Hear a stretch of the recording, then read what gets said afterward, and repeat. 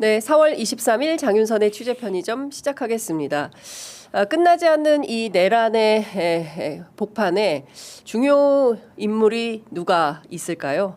핵심은 역시 김건희 씨가 아닌가 싶은데요. 21대 국회 때부터 오로지 김건희 집중해부에 노력해 오신 분입니다. 국회 법사위 소속이신 더불어민주당 장경태 의원 오랜만에 스튜디오에 모셨습니다. 어서 오십시오, 의원님. 네, 안녕하세요. 예. 장경태입니다. 아니 저희가 총선 무렵엔 열심히 오셨었는데 네. 그동안 너무 일이 많으시고 역할이 크셔서 저희가 잘 못 모셨습니다. 네. 예, 그래서 제가 어제 급거 연락을 네. 드려서 오늘 인터뷰 일정을 잡았는데요. 사실 제가 잘 생각해 보니까 복귀해 보니까 21대 때부터 그러니까 윤석열 정부 초창기부터 김건희 이슈에 대해서 집중하시고 주목해서 파오셨어요. 캄보디아? 네. 네, 그때 조명 논란 이때부터 시작인가요? 그러니까 제가 김건희 여사의 김건희 씨의 첫 해외 순방이었죠. 네. 캄보디아에서 로타군을 안고 찍은 이 기괴한 사진을 네. 보고 빈곤 포르노다라고 규정을 하고, 그러니까 그 빈곤 포르노의 정의는 이 아동의 질병 또는 가난을 자신의 홍보 수단으로 활용하는 것이거든요. 그렇습니다. 그렇기 때문에 저는 명백히 빈곤 포르노라고 생각했고요. 저 빈곤 포르노라고 한 것 때문에 이제 국회 윤리도 제소되고 고발 이게 헌정사상 최초로 예. 유일하게 지금 예. 현역 국회의원을 고발한 사건이죠. 그래서 예. 서울경찰청과 서울중앙지검 조사를 받았고요. 예. 네, 그렇게 받고 지금 아무 소식은 없습니다만 기소가 안 됐습니다. 안 됐어요? 네. 아직 안 하더라고요. 안 됐다기보다 안 한 것 것 같다. 예. 못한 거죠. 예. 저는 하셔도 될 것 같긴 한데 아무튼 첫 해외 순방에서 빈곤 포르노를 했다고 고발당하고 예. 또 이 22대 들어와서는 최혜병 청문회 때 김건희가 이종호를 오빠라 부른다. 그렇죠. 라고 가지고 또 고발당해서 예. 또 조사받고 저는 그렇게 제보를 받았습니다. 여러 네. 제보가 있을 겁니다. 경찰이든 검찰이든 또 이 대정부질에서 김용현 국방부 장관에게 아마 내란을 준비하는 모의하는 과정에서 아마 그랬던 것 같은데요. 윤석열과 김건희 부부가 군 골프장을 이용한다. 맞아요. 8월 24일 날 첫 군 골프장 이용을 폭로하면서 또 그것도 고발당했고요. 예. 또 서부지법 난동 때 이 폭도들하고 그러니까 석동현 변호사가 배우일 예. 가능성이 있다라고 예. 해서 고발하고 나서 예. 고발당하고 나서 제가 바로 그 폭도들과 함께 있는 동석한 사진을 공개해서 예.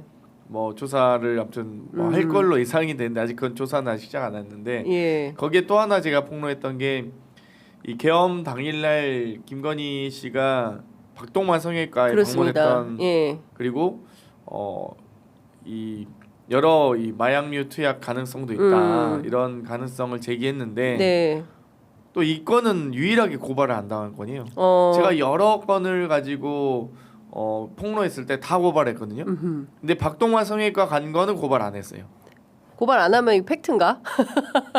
고발 저는 이제 뭔가 폭로를 할 때 예. 100% 다 공개하진 않거든요. 그렇죠. 한 20%든 30%든 예. 70%나 80%만 공개하고 나머지 좀 남겨놓는데 그렇죠. 저도 대응할 걸 남겨놨었죠. 근데 고발을 안 하더라고요. 예. 그래서 제가 대정부 질의 때, 긴급 현안 질의 때 이제 공개했던 게 이 12월 3일 당일날, 그러니까 향정신성 의약품을 사용할 시에는 식약처의 마약류 관리 시스템에 신고를 하게 되어 있어요. 네. 안 그러면 이제 의사 면허가 문제가 생기기 때문에. 근데 박동만 성형외과 원장이 네. 50대 여성이라고 해서 예. 신고를 한 내역이 있거든요. 그래서 그 내역을 제가 보건복지부 장관에게 질의를 했고 네. 장관이 직권으로 조사를 할 수 있거든요. 근데 아무튼 지금 이 자료를 달라고 하는데 생년월일은 신고하게 돼 있거든요. 네. 그래서 7이 투약자에 대한 생년월일을 그렇습니다. 예. 그래서 제가 개인정보와 관련될 수 있으니 구체적으로 묻진 않겠지만 7이 땡땡땡땡이 맞냐라고만 물어봤어요. 네. 이름까지 제가 넣진 않았습니다. 예. 근데 그것도 답변서를 안 오더라고요. 지금 이 순간까지도. 네. 예. 아니 제가 831012인데 831012가 마약류 투약이 예. 맞냐 안 맞냐 이거 개인정보 아니거든요. 그렇죠. 누군지 얼마나 많이 그날 당일에 태어나신 분들이 대한민국에 얼마나 많이 태어나겠습니까? 예. 그런데 아무 관계도 없는 걸 지금 예. 자료를 안 주고 있는데 못 주고 있다고 봐야 되는 거 아니에요? 예, 저는 그렇다 보고요. 예. 근데 그 건만 고발 안 하더라고요. 저는 그 건을 고발해서 바로 경찰이 네. 제가 이제 만약에 이 김건희 씨의 비상계엄 당시에 박동만 성형외과를 가서 사전에 계엄을 알았다는 의혹과 네. 더불어 3시간이나 있었던 것은 일반적 시술이 아닐 가능성이 높다. 그리고 이미 시술을 많이 하셨기 때문에 네. 뭐 리터치 수준이면 된다고 하더라고요. 네, 뭐 예. 오래 걸리진 않고 예. 3시간이나 있어야 될 일은 결국 뭐 프로포폴 투약 등밖에 예. 없다라는 예. 이제 병원 관계자들의 이 얘기가 있어서 예. 그 의혹을 제기했고 고발을 당하면 거기에 마약류 통합관리 시스템에 신고했던 내역을 공개하려고 했었어요. 네. 근데 이제 고발을 안 하니까 저는 아무튼 그게 궁금한데 네. 아무튼 이 부분은 앞으로 김건희 특검 과정에서 밝혀질 수 있다고 봅니다. 네. 근데 어쨌든 사실 이 정권 내내 대통령보다 더 큰 이슈가 됐던 게 이제 영부인 관련된 이슈인데 특히 최근에까지 뭐 그 문제가 되고 있는 게 바로 비상계엄 당일에 그 박동만 성형외과를 굳이 가지 않더라도 불러서 할 수도 있지 않습니까? 그렇죠. 그럼에도 불구하고 왜 굳이 그날은 갔을까? 일종의 이제 나는 계엄과 관계가 없다라는 알리바이용 아니냐 이제 이런 논란도 있었거든요. 모 기자님께서 그 얘기도 하셨는데 네. 아마 전 두 가지 측면이 다 있는 것 같아요. 그러니까 그동안은 관저로 불러서 대통령 자문이니까 관저로 부를 수 있었겠죠. 네, 예. 관저로 불러서 여러 시술과 여러 가지 뭐 이렇게 의료 행위를 했을 가능성이 높은데 네. 유독 그날만 그동안 관저로 부르던 그러니까 그 박동환 성형외과 뭐 제가 전수 조사를 한 건 아니지만 네. 이 목격자 등 제보자에 따르면 김건희가 유독 그날 당일에 처음 봤다는 거예요. 그 그날. 현장 신사역에 있는 예. 병원에 나타난 건. 예. 결국 저는 이제 뭐 기자님이 의혹을 제기하신 대로 비상계엄 당일날 알리바이도 있지만 예. 그 내부 관저 상황이 여러 어수선한 상황으로 인해서 대통령 자문위까지는 그러니까 박동만까지는 못 불렀던 거 아니냐. 아, 당일날. 내부 상황이. 예, 예. 그리고 비상계엄 선포 1시간 전에 예. 황급히 돌아갔다고 하더라고요. 예. 아마도 이제 여러 가지 상황이 좀 종료되고 뭔가 이제 세팅이 완료되니까 돌아간 게 아닌가. 뭐 여러 가지 그런 생각이 듭니다. 아니면 뭐 넉넉히 좀 예. 있다가 갑자기 이제 벌써 1시간밖에 안 남았어 이러면서 돌아갈 수도 있죠. 아니 그런데 의원님께서 이제 말씀 주신 대로 전체 제보가 뭐 총량이 100이라면 그 중에 30%만 공개하고 나머지 70%는 아직 공개하지 아니요, 않았다. 70%를 공개하고 30%를 남겨놓은 거. 남겨놓죠. 아 그래요? 예, 거꾸로 알고 있었네 그 네네. 기자가. 근데 지금 중요한 것은 그러면 박동만 성형외과 의사를 통해서도 확인해 볼 수 있잖아요. 그날 김건희 씨가 왔다 갔던 거냐, 왜 왔었냐, 뭐 이런 정도의 얘기는 확인해 볼 수 있는 거 아닌가요? 그러니까 그 박동환 원장이 일절 뭐 취재에 응하지 않고 있고요. 또 제가 폭로 이후에는 뭐 중국에 갔다 왔다는 썰도 있고 뭐 여러 가지 썰이 있는데 예. 아직 중국에 지금 왜- 현재는 네. 한국에 아마 있는 것으로 알고 있고요. 예. 중국에 이제 체류 기간이 제한되다 보니까 예. 아무튼 저는 박동만 원장도 곧 수사 대상이지 않을까. 뭐 40일 뒤면 뭐 바로 상설특검 바로 가동되지 않겠습니까? 예, 일단 그 대선 이후에 모든 특검들이 아마 줄줄이 사탕으로 이제 이어질 텐데 네. 그 중에 박동만 성형외과 의사도 조사 대상에 포함이 될 거다. 그런데 그 제보자가 의원님한테 주실 때 그 제보를 주실 때 상당히 상세한 내용이에요. 카니발 차량이 왔고 경호 네. 차량이 왔고 경호처 직원이 5명 정도가 왔었다라는 걸 보면 이거는 그 피할 수 없는 팩트에 해당하는 것 같고 그리고 병원 출입 차량 명부도 가져갔다. 이거는 무슨 얘기인가요? 그러니까 이 제보자께서 제보를 주실 때 아주 구체적 정황으로 알려주셨어요. 그러니까 예. 김건희 여사가 방문했다. 예. 또 6시 25분부터 9시 반까지 정확한 시간까지 확보했고요. 예. 또 6시 25분부터 9시 9시 25분? 반까지요. 9시 반? 반까지였고 예. 그리고 같이 온 사람들의 숫자까지 정확하게 제시하고 있었고 차량 번호까지 정확하게 제시했고요. 그 차량 번호를 바탕으로 예. JTBC에서 취재해서 CCTV 해상 영상을 확보해서 보도한 바가 있습니다. 네. 그리고 이 병원 출입, 그러니까 예. 차량 출입 기록까지도 예. 나중에 와서 수거해 갔다라는 것까지, 그러니까 소위 증거인멸 우려 시도까지 했던. 예. 그래서 그 구체적 정황들이 모두 다 들어맞았기 때문에 예. 저희는 이제 두 가지 방향으로 보통 조사를 해죠. 저희도 네. 이제 저희도 크로스 체크나 예, 예. 팩트 체크를 하기 때문에 그러면 이 해당 카니발 차량이 실제 이 정말 병원에 출입했던 흔적이 있는지 뭐 일단 김건희 씨를 네. 봤다고 하지만 네. 경호원들에 둘러싸이기 때문에 뭐 거기 앞에다 대놓고 핸드폰 찍고 네. 있거나 이렇게 할 수 없거든요. 네. 그렇기 때문에 저희가 차량 번호를 확인하고 그래서 그 관련된 CCTV를 확보하려고 노력했고요. 네. 그와 더불어 이 실제 병원 진료가 있었는지 예. 그리고 실제 그 정도 시간이 있었다면 뭐 향정신성 의약품의 사용 내역이 있는지 네. 두 가지 부분으로 경로로 저희가 추적을 했고 실제 확인한 결과 카니발 그 해당 정확하게 이 7자리의 차량 번호가 정확하게 일치했고요.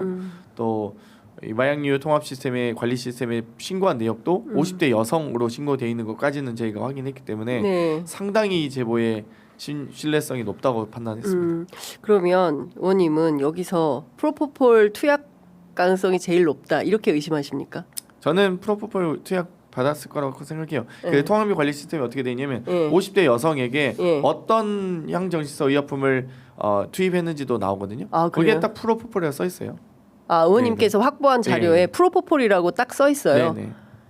그러면 이 50대 여성이 누군지만 확인이 되면 딱 떨어지는 박동만 성형외과는 야. 여러 제보도 있지만 예. 그 신사역의 병원을 유지하려면 엄청난 막대한 병원 그 유지비가 들어가잖아요. 예. 근데 근처에 있는 또 약사분들한테도 제보를 예. 받았는데 예. 다른 병원과 달리 예. 유달리 이 처방전을 가지고 오지 않는 병원.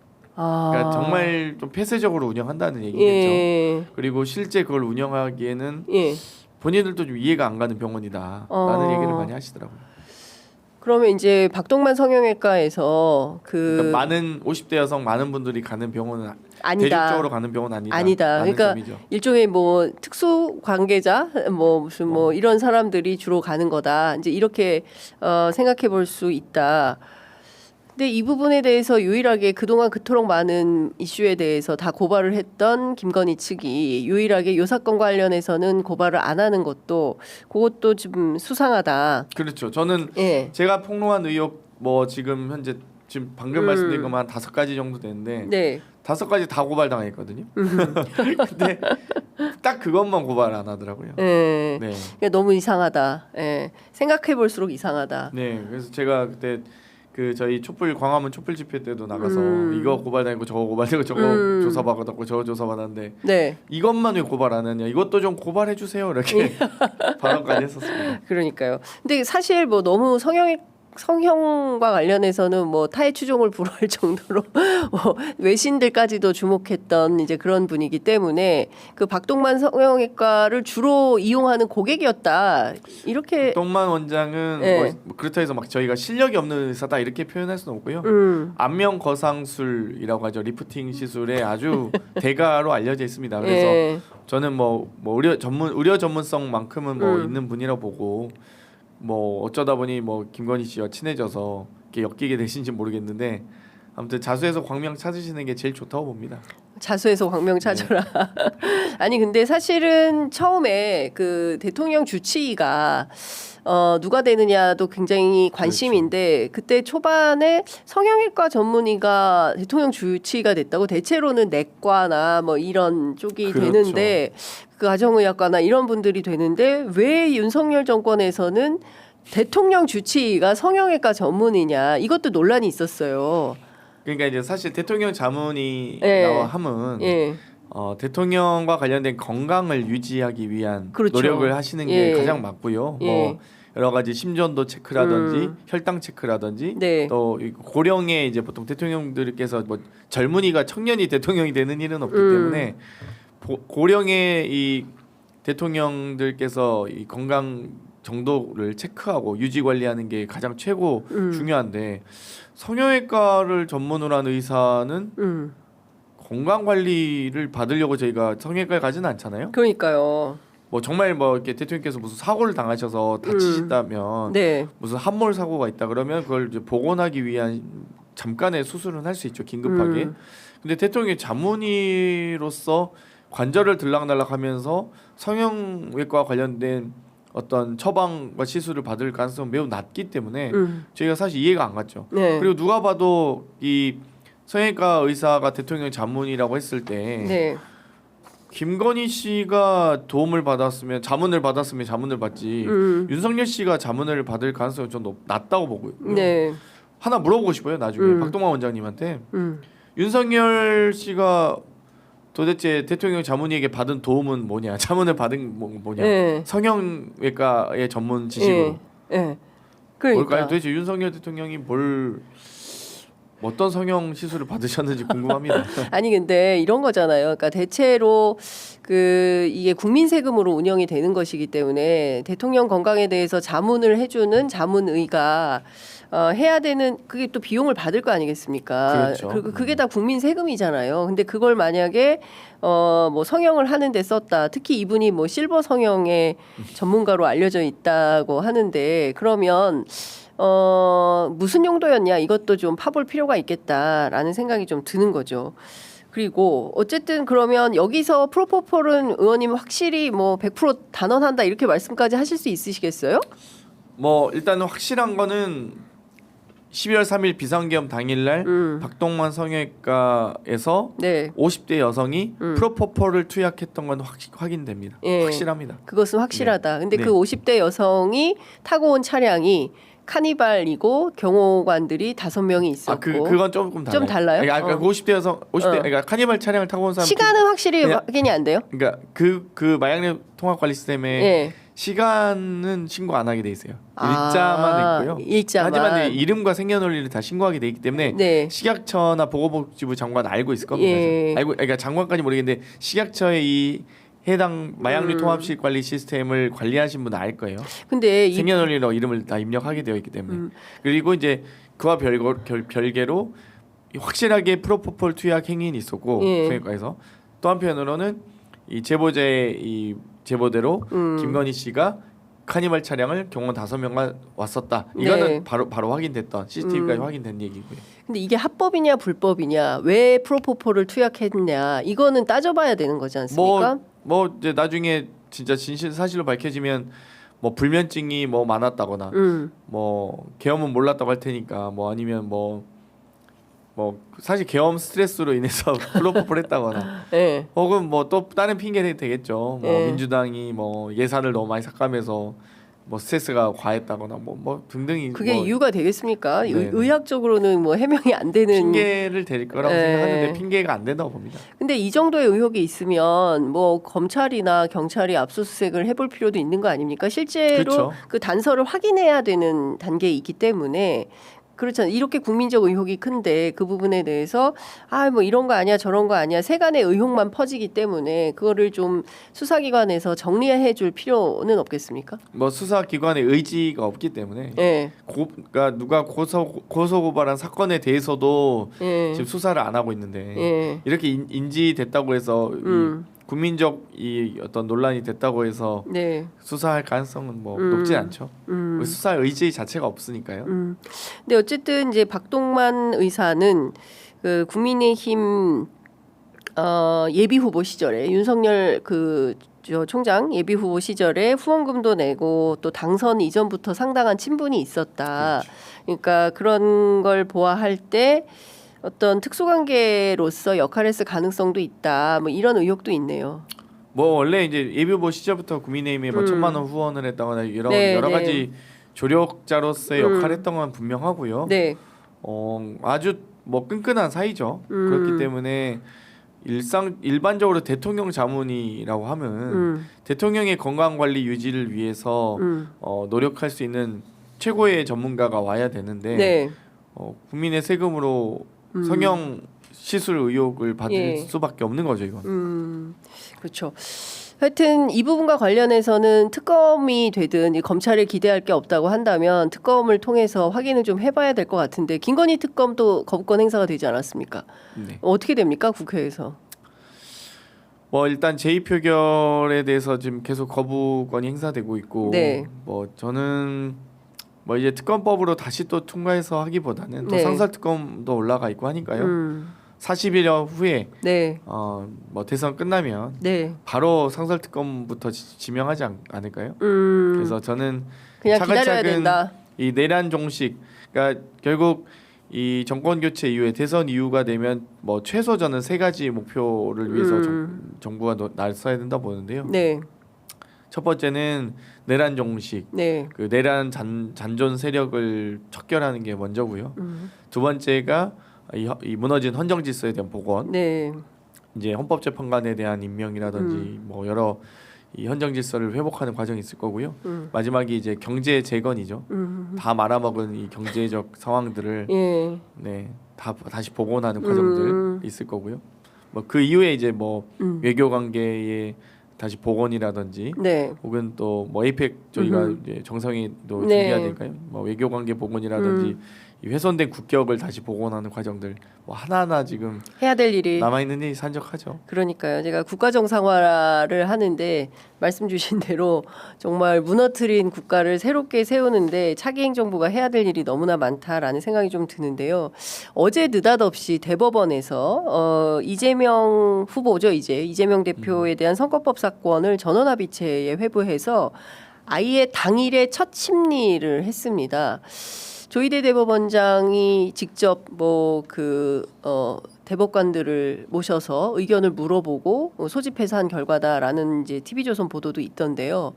왜 이렇게 격하게 스텝을 밟는다고 보십니까? 지금 어찌되건 2심에서 선거법 무죄가 났기 때문에 네. 아무래도 대법원으로 이제 넘어가는 건 당연한 절차인데요. 네, 그렇습니다. 하지만 이렇게 빠르게 이 선거법 재판에 대해서 전원합의체 재판을 가동한다든지 그것도 이렇게 빠르게 심리를 이어가는 첫 심리를 이어가는 것 자체가 네. 좀 너무 조급하게 하고 있는 것이고 사실상 대통령 선거 이미 탄핵 심판 인용 이후에 네. 이미 60일간 국민들께 맡겨진 상황입니다. 네. 지금 국민의 선택 상황에서 국민들께 선택해야 되는 상황에서 마치 정말 그러지 않길 바라는데요. 대법원이 국민의 선택을 주권자의 권한을 빼앗거나 혹은 선거 개입으로 비춰질 경우는 저는 아주 심각한 우려가 네. 있을 수밖에 없고요. 그렇다면은 정말 사상 초유의 이 대법원의 선거 개입 네. 또 국민의 선택권 박탈에 대한 부분은 네. 전 나중에 이 부분도 또 하나의 사법농단이 될 수 있다라는 예. 점을 엄중히 경고하고 싶고요. 예. 전 심각하게 보고 있습니다. 오늘 아침에 김승원 의원 그 인터뷰 내용을 들어보니까 경우에 따라서는 대법원에서 이 사건에 대해 후보 등록 기일인 5월 11일 요 전에 이 사건을 마무리하려고 할 수도 있다. 근데 지금 벌써 오늘이 4월 23일이기 때문에 몇 주 안 남았거든요. 근데 그 사이에 이 결론을 낼 수 있을까 싶은 생각이 좀 드는데 어떻게 보세요? 그러니까 오늘 법사위에서 기자회견도 하신다고. 네, 오늘 그래서 이 사안을 가지고 오후 2시에 저희가 법사위 기자회견 예정하고 있는데요.